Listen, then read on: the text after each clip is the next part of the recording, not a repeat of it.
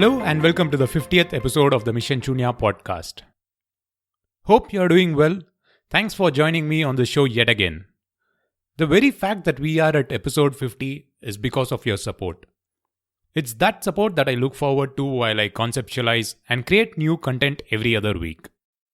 As you would have known by now, I cover all topics related to the theme of sustainability, stories that are helping us to get to net zero. By the way, Shunya means zero. The show has an engaging community of listeners, and one group who are very active is young graduates who are in college, just out of college, or people looking for a career in cleantech. So I thought of doing this special episode around the theme of building a career in cleantech. What does it take to have a successful career in the sector? And what should you watch out for if you are planning to be on your own as an entrepreneur later? So to discuss this topic, I wanted to get this special guest on the show. A person who has been an influence in my career in the sector. He is a recognized entrepreneur, founder member of very reputed companies with senior level assignments as CEO and managing director. He was advisor to solar, EV and other new technology companies in India for acquisition funding. And he has a special affinity towards young entrepreneurs and professionals. He is currently the managing director global marketing at FTC Solar, a company manufacturing trackers and software. And with that introduction, join me in welcoming our special guest, Mr. Rajesh Bhat. Thanks, Girish, and thanks for what you have started with Mission Shunya. I'm really proud of what you've started with Mission Shunya, and in addition to clean tech, whatever you're doing in the clean tech energy space or the renewable energy space, it's a great initiative from you on Mission Shunya. Thank you very much for joining me on the podcast. Now, let us look from your experience point of view. I mean, currently you have a new role. I'm sure you will give us a brief of what you're doing currently. But along with that, I would also want you to talk about your journey as you've seen the energy sector transform, right from being like energy deficient country to now like close to energy surplus. How have you seen the energy sector transform in the last few decades that you've been working in the space? All right. Actually, I wanted to your audience, I wanted to give some space as to how the actual energy use has been from the time mankind has seen energy. So let's try and touch at what happened in the 18th century, right? In the 18th century, we have seen in the industry about 4 5 energy transition based on the use of energy, and especially what I would like to touch upon is if we look at the 18th century, we had the steam engines and hydroelectric power being used. And at that time, there was tremendous use of coal in the steam engines. Post that, you must have seen a lot of use of oil and diesel. And then, of course, in the 1980s, 1990s, a lot of change in the industry. It was information age. And then you had the digital age that is coming in. Of course, these have been the industrial revolution or industrial changes that you've seen over time.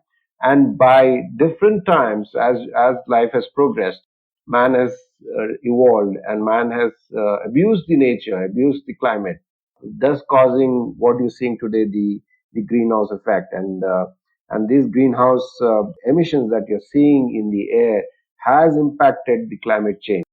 Now, just to go back in time, we had probably now almost about 10 or 12 months of COVID in the country and in the world.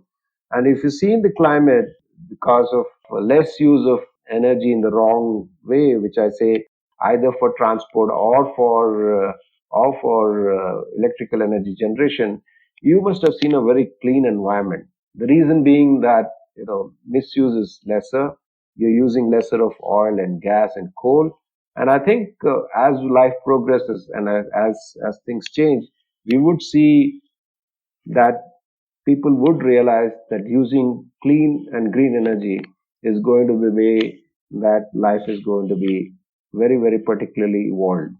Yes, that is well said. I mean, I couldn't agree more because I want to bring out that line that stands in my memory even till this date.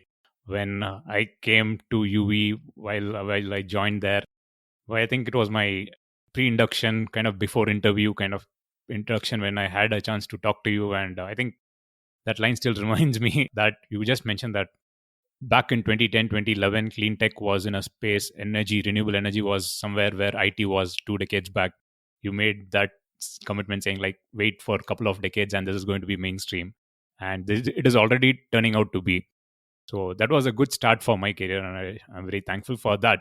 Now, how did your career begin? And I'm sure you made the switch to RE at a later point. So, how did that transition happen? Can you share your story on that? Yeah, so very interesting, right? So just to give you my background, I'm an electrical engineer with a supervisory degree in management from Cornell University. So initially, when I started my career, I was very much involved as a maintenance engineer, and then I moved on to become a sales engineer in a company called Philips India, which with these two assignments of about 5 years brought in a lot of good stuffs, and I think I had the opportunity to work with some of the great mentors in the industry, and they helped me make sure that my career goes in the right way. My post that I was in the Middle East for about 10 years. In those times, we had very interesting projects in the Middle East. Middle East is blessed with a lot of sunshine, but Middle East is also a place where you have abundance of oil at a very low price. So the option to move to any other form of energy wasn't great, and it was not required because oil was very cheap, right? And at those days, solar power, which was one of the mainstay in the renewable energy space, was insignificant contribution to the overall energy mix, even in Abu Dhabi or in UAE where I work. But very interesting applications like telecom applications or cathodic protection application for oil and gas, or helideck lighting, where if you compare to transmit energy through any other form, it would be very expensive. So in these locations where telecom application, let's say in a desert, when the rich used to go on hunting, there was no mode of communication, and there we had put up the telephony. At which time it was an early stage. The GSM had just come into the world, and that was being powered by hybrid solar.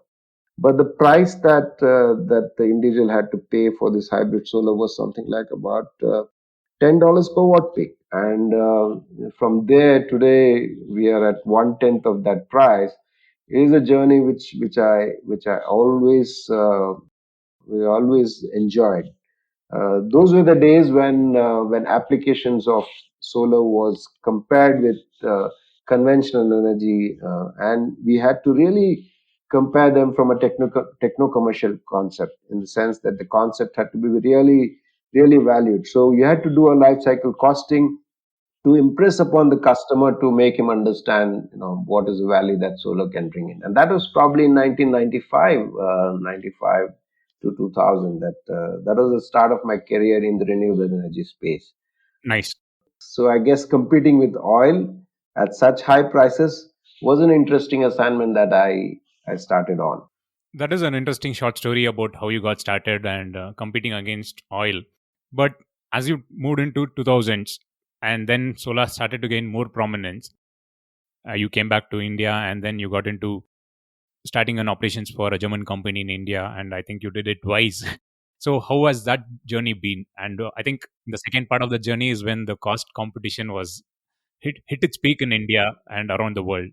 Yeah. So I came back in 2000. And 2000, I worked at Tata Solar. I was heading their industrial sales for, and the type of customers that again we had was telecom, oil and gas, and so it was majorly involved into application oriented use of solar. So which means that again, things like wireless local loop. So I was with Tata's for about 4 years. Wireless local loop, which is an application which is, in the remote locations, you have wireless local loop as the mode of communication. But how do you power them up? You if you run a power line, it's very expensive. Whereas the same could be served with a 12-watt panel. And the price we sold those 12-watt panel with the system was almost at about I would say 400 or 500 rupees per watt peak. But interestingly, it's still we probably sold around 35,000 units, for wireless local loop application. Similarly, we did VSAT application. We also did lots of road studs and things like that. And application-oriented solar was major in the industrial space. In the domestic space, like solar pumping, solar lighting, it was all government-driven at that point to promote renewable energy use. So in between 2000 and 2004 it was just application oriented use of solar, and probably the market would have been in few megawatts, I would say, because it was promoted by the government. And again, the prices were very high, so usage was very low, right?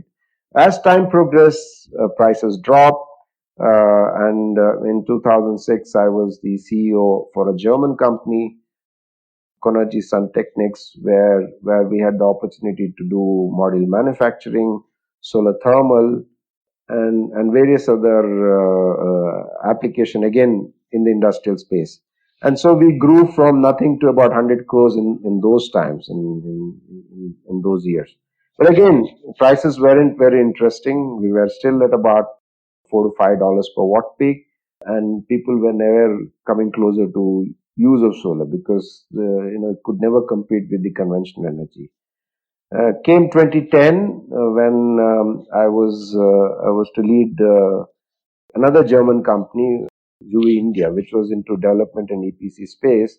They were very big in Germany, and we had the first honor of bringing them into India. And of course, at that point in time, we built the team, and you were one of the initial team members as a graduate trainee engineer, I guess, right? And then that's how you progress. Yes.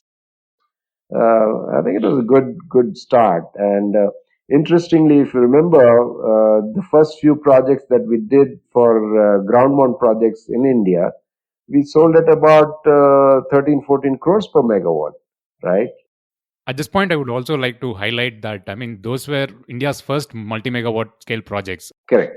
Absolutely. You initiated and completed the first megawatt scale projects in India. I think prior to 2010, you got the first multi-megawatt project also, and then it's become like Yeah. mainstream after that. Yeah. And interestingly, since we had the technical design from Germany, I guess a lot of our team members learned from those design concepts, implementation concepts, operation and maintenance, and I think it led us to deliver some of the high quality projects for very good companies in India, and I think those set the trend also for good projects in India, good quality projects in India. That is very true. I mean, we kind of, when we started, we kind of set the trend, and mostly it's a precedence for what was to come after that. And all through this journey, and what I've learned working with you and learning from people who have worked with you, one thing is quite clear that you kind of nurtured teams, and all the people who worked with you have gone on to lead various companies into different positions of leadership. So the intent to have you as a special guest on this 50th episode is because I cover a lot of themes now that I had experience to work on other space like storage, mobility. I meet a lot of people, and most of them, at least in the last few years, especially young graduates, want to get into renewable energy, clean tech, because it's becoming mainstream. They consider this as a very solid career option. Right. As someone who got started under your leadership, I mean, the very first thing that you kind of told me, because you somehow you said like this is the thing that you have to focus on, you have to get into a techno commercial engineer in the first place and then learn continuously and evolve. What is the one advice that you would give for young graduates who kind of graduate now and see clean tech today? Very interesting question, Girish. Now, look back in time, right? I mean, I'm not talking of 18th century. I'm just saying, look back in time. We were in the renewable space. When I said 14 crores, 13, 14 crores per megawatt, we are at 3 to 4 crores per megawatt today. and the prices of large utility scale projects under PPAs are anywhere between 2 rupees to 4 rupees, depending on what size you are at, who the customers are, what the bankability of customers are. So I think today it has become the mainstream.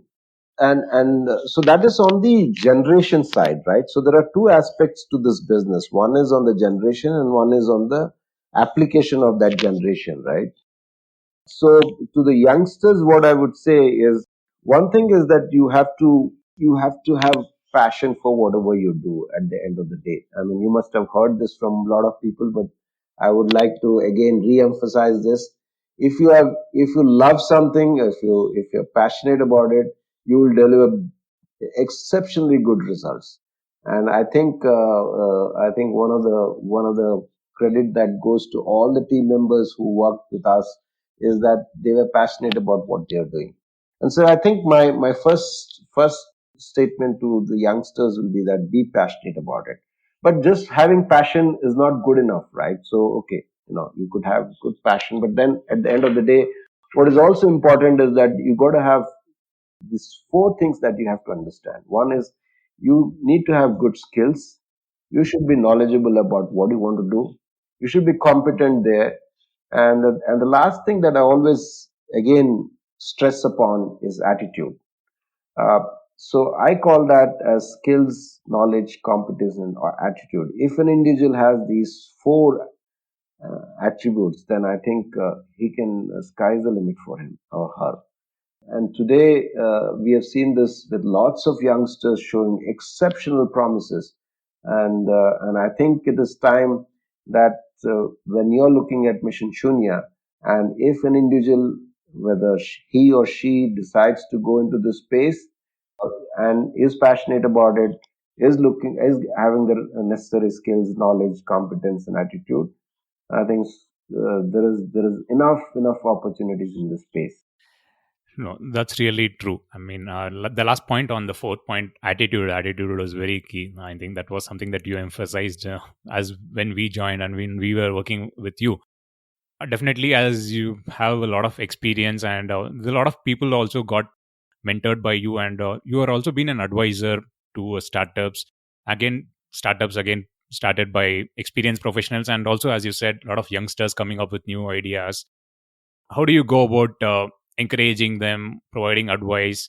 I mean, sometimes I know that you are very clearly saying that this is not going to work, or you are clear in that aspect of why some things will work, why some things won't work. How do you go about nurturing startups and young professionals who want to go on their own in this space? Yeah, I think today, so you put them in two buckets, right? One is the startups that are started by entrepreneurs who are either out of engineering colleges or any other form of professional colleges, and the second bucket is entrepreneurs who partway, halfway through their career decide to move into entrepreneurship, right? And again, start a new company or new venture. In both cases, I think the bucket will be little different, or or what they need to do is different. Now let's start with the startup on the first phase, right, on the former phase, just out of college. Now what happens when you are in a professional institute is that you have a normally a brilliant idea, and you think this brilliant idea would solve world's only problem, right? Because that's come through you, come because you think that that's brilliant. Now, what we have to understand is, does it have a need in the market? Is the market mature enough to accept whatever idea, whether it is in form of product or is it form of service, is available, and is the need of the hour in the marketplace? Now, if sometimes what happens is some of the products or services come before time and some come after time, right? So when I say before time, if the need is not there and then you introduce that product or service, the acceptability for that product or service is not great, and so you will see your successes start coming to you as you expect. So I think the timing from a product is very important. So that's the first thing that you have to understand. So when you start a company, one is if you're experienced, I guess you would always know this, and so it's easier for you to accept that, hey, I have innovated a product, I have a idea of a service, and then how do I launch it? Now, whoever does start a startup has to according to me, ha- to have one of these competencies with the founder, or the person who starts the company. He should be very innovative in whatever he wants to do, right? So, which means that his key skill set can be he's very innovative, or he's got to have excellent relationship in the space that he's going to deliver his product or services, which means he has to have very good connect. The third attribute that I would like to look at is if the person has funds or access to funds. So, which means that if you have good relationship, you're innovative, you have good access to funds, you have probably covered 60 to 70% of your agenda in a startup situation. Most of the time, the founders have one of the three or two of the three, and seldom you'll find all three or three to be with one founder. And so people come together and combine their strength and move forward, right? And this is where I think, if you're good at something, and you have to accept that, or you have to really push hard on that, assuming that you know that that is an area that I'm not so good, or I need improvements on. You need to fall on somebody else who can help you there. For someone to have all the skill sets under the ambit of a startup is normally, if you want to grow successfully, is not available. I mean, it's there, but it's not in that strength. And so, and the other thing also you need to understand is you need to understand the concept of a business. A business is just not an idea. Business is how does that idea grow in volumes or revenues or profits? An idea that can catch up in terms of concepts. So once an idea, let's assume you have an idea, and that idea can go only for 1 or 2 years. That may or may not yield you the desired result. So an idea or a service or innovation has to have a growth pattern which you're able to see right at the beginning when you start a venture. Has to have enough funds backing it up, to see that it grows in the right way. So these are the things that a startup needs to look at. Assuming the founder has one of these three attributes, the rest of the attributes like operations, quality, finance and accounts, operation and maintenance, human resource management, all these things can be acquired for a price. Whereas if the founder doesn't have the first three, I think it would be a challenge for them to perform a business in the right spirit or in the right name of business. That is well articulated. Now, people do get started, be it as an entrepreneur, or they just believe in some idea or this will work, or under the influence of some co-founders. But what are the other general mistakes that you see young professionals making in this space while you have mentored them or while you advise them on the business ideas? So one of the things that, so let's say they look at a business proposition, right? My view would be the following. First, you need to look at, so what is the market? Is there a market for the product or services? Is there a competition in that market space? Can I take a market share of that? Will the prices remain stagnant, or will the prices increase with time, or will the prices drop? Can I add more values and features and innovations as we progress towards, as we go further? Can we will competition catch up with us? Is there risk from a policy perspective, political perspective in the marketplace? So I guess most of the startup miss one of these few things, and then focus only on their strengths. Just to give you an example, if my strength is access to funds, then I'll focus only on access to funds.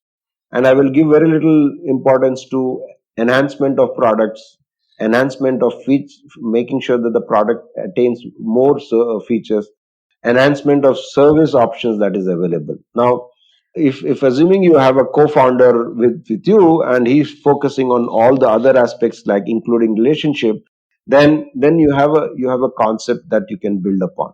Most of the time people are not able to appreciate that your idea can be copied by others. Most people don't appreciate that, you have a heads up probably 6 months ahead of the curve, or you could be 1 year ahead in the curve.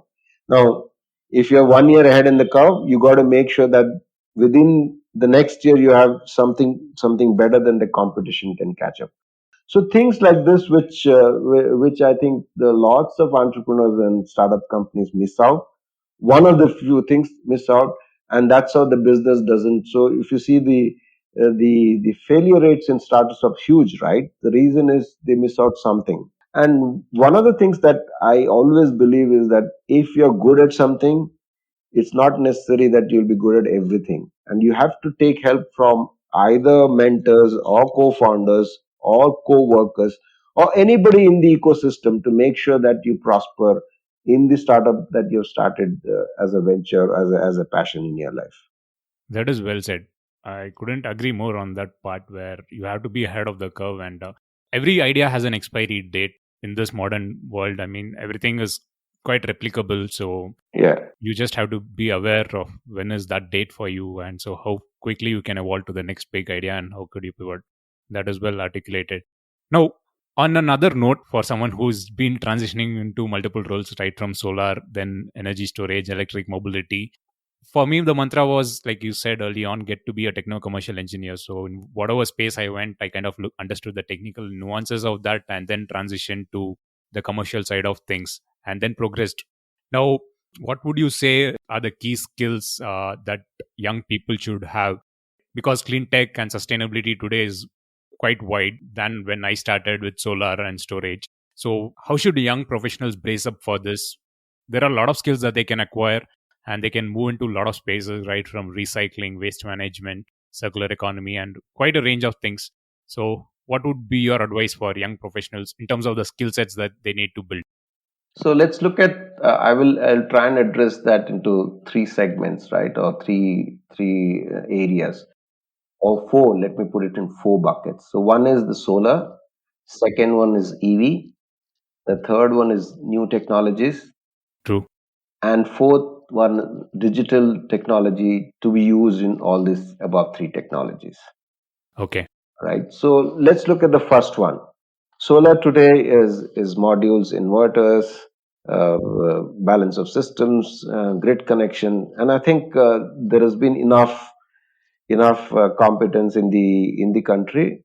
The only challenge today the country is seeing is the quality of deliverables that these low prices have impacted, I guess, right? Where we see a lot of times quality is being compromised, and so that's something that has to be fixed. And I think as time progresses, that will get fixed. But in solar today, it has become a game of volume and a game of how do you manage your fund and cash flow, because it is high volume and low margin business today in solar, the basic solar energy business, right? So that's one thing. Second thing is on the EV space. In the EV space, it is just coming up, right? So in the EV space, you will see again three distinct things. One is the actual electric motor vehicle that is coming in. The second is the infrastructure that is coming in, and the third one is the digital connect between the infra and the vehicles, and that's the third space, right? True. So those are the three spaces. In the third space, which is the new and clean technology that is coming up, and I would like to spend some time here because it's just emerging, is the hydrogen generation that is happening, right?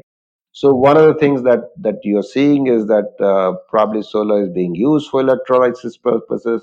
There are many new technologies. It is still under proof, but you could generate hydrogen, and hydrogen is then being used for generating energy. And today, techno commercially, in time to come, I would say we are probably about 1 or 2 years away, where hydrogen will start taking a larger space in the energy industry. So, assuming that you have hydrogen being produced anyway, it could be produced by electrolysis, or it could be there are other new technologies that are coming in. That hydrogen is produced and hydrogen is being used. will make up for firm power. Today, firm power is given out by coal, right? So that is something that we'll also have to look at. So that is the technology that is taking shape. The second technology that is taking shape is electromagnetic flux reactors. So this is something that I'm still to understand, but I've heard a lot about this, and that is concept where you use electronics to generate power. It is still it's in its initial stages, but that is something that will also come a long way. So I guess people have talked about fuel cells and other things, but then that is going to take shape. In terms of technology, the existing technologies also will start seeing a lot of energy efficiency improvements. So let's say if you're using diesel generator, there could be something like nano oil composition, which you can combine with diesel, and it will enhance its output by 30%. So you just put in the diesel, you put 30% water and a small composition of this nano oil. You can also see the generation increasing by 30%. So what I'm trying to say, these are the new technologies that is coming. There might be more, but I'm private. I mean, I have access to some of these, and I know about them. The fourth one, which I was talking was, is the information, right? Which is AI combined with ML. And here, if you see, whether you look at how do I access information about site, right? So currently, what you do is you go to the site, you get information, and then, but in time to come, it will be drones that will be surveying the site and saying, can I survey 4 sites and say which is the best site for me, right? Mm. Second, drones probably could be used for operation and management of the entire plant. Drone could be used for identifying defects in your plant, RFID tags. So there are multiple uses of using drone. You could also look at activating cleanings by robotics at the site. So these are the things that are coming up in big ways in the digital side in solar space.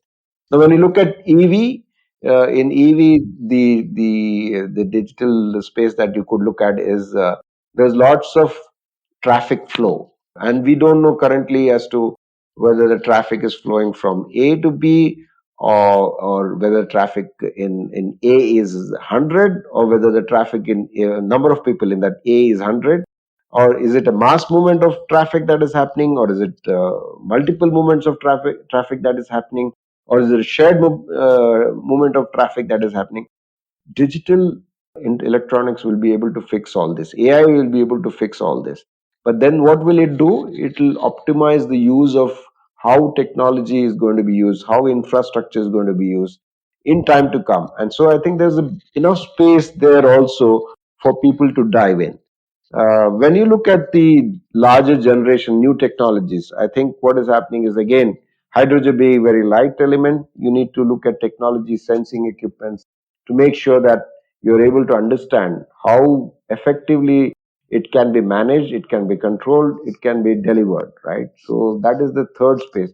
So I think AI with ML is another space which will add value to the systems that whether you're generating power, or whether looking at newer technology of moving or in transportation, or whether you're looking at newer technologies. So in all these spaces, I believe there is enough scope for youngsters, or for entrepreneurs, or for startups to look at. The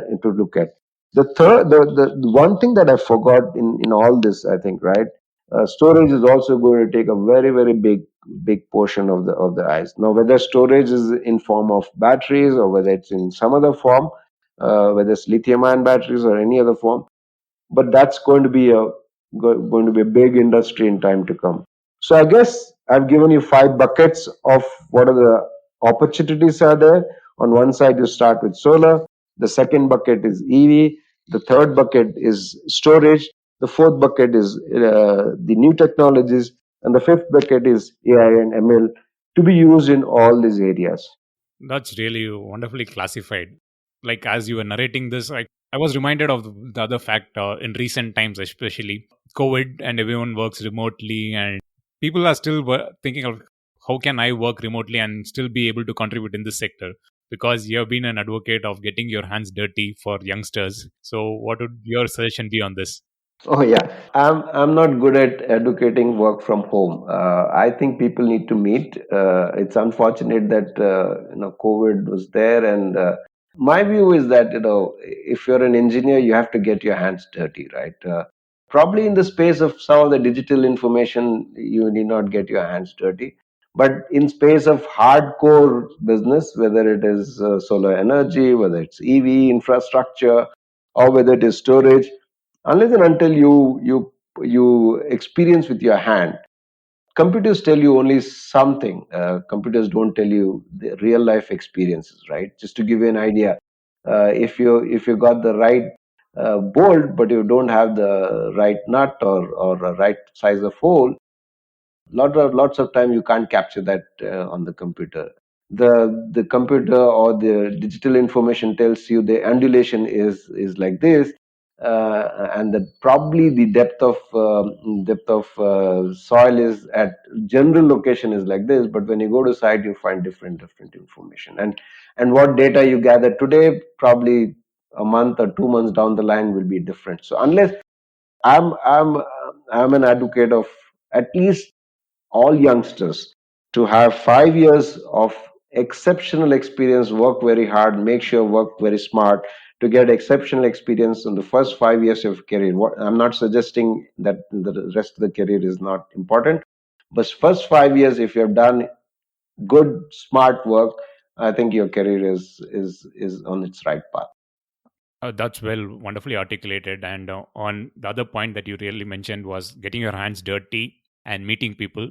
The two of the principles, something that I really felt were really valuable. I mean, as you said, only when you look back in time, you will realize how important getting your hands dirty early on and meeting a lot of people in your career really helps you. So those are really valuable lessons that's helped me.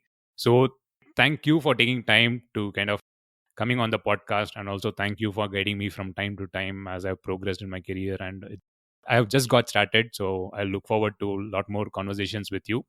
And I'm sure, as you said, you are willing to kind of help people, youngsters like me, to make a positive contribution in the work and the society. I will let people know, and people can drop me a note, and I will see how I can get in touch with you and probably help them. So thank you very much for joining me on the podcast, and it's been a very absolute pleasure to have you on the show. Thanks to everybody for listening to me. So, I hope you enjoyed the conversation and found it insightful. If you have any serious ideas under consideration and would like to have some advice, do drop me a message at missionchunya@gmail.com. I can help you get in touch with Rajesh Bhat. And if you're just getting started in the sector, passion is key. Along with that, remember skills, knowledge, competence, and attitude go a long way. Like always, if you like the podcast episode, please share it among your network, friends, colleagues. It takes only about 30 seconds to share it in your network. If you have any feedback, do write to me. missionchunya@gmail.com is again the ID. I'll be back in 2 weeks' time with yet another interesting episode and a conversation. So signing off, this is Girish Shivakumar, and as always, thank you for listening.